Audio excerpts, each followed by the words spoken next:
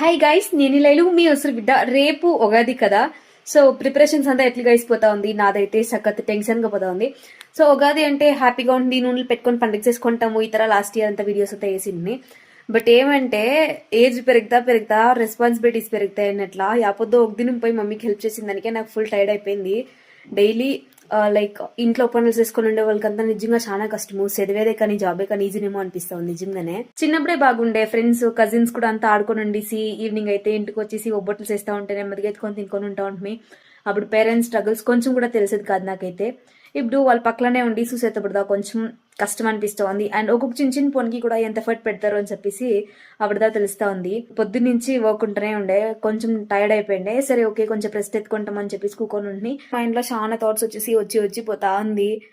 ఒక పక్క ఏంటికిరా ఇంత బిర్నిగా పెద్దోళ్ళు అయిపోతుంది అని చెప్పేసి, ఇంకొక పక్క పెద్దోళ్ళు అయిపోతుంది మీ రెస్పాన్సిబిలిటీస్ పెరిగిస్తే ఉగాది అనే దాంట్లో చాలా లెర్నింగ్ పాయింట్స్ ఉన్నాయి. ఒకటి నేర్చుకుని ముందుకు పోవాలని చెప్పేసి మీ అందరికీ కూడా happy Ugadi. And Ugadi all celebrate చేసుకుంటాం. దాని వెనకాల ఉండే నిజమైన ఫ్యాక్ట్స్ ఏమి అనే దాని గురించి కొంచెం స్టడీ చేసి మీకోసం వీడియో అప్డేట్స్ ఇస్తాను గైస్. రేపు మీ ఉగాది ఎక్స్పీరియన్స్ ఎట్లుంది? మీరు బాయ్స్ అయితేనే సరే గర్ల్స్ అయితేనే సరే యాదో ఒక వర్క్ అయితే ఉంటూనే ఉంటుంది కదా.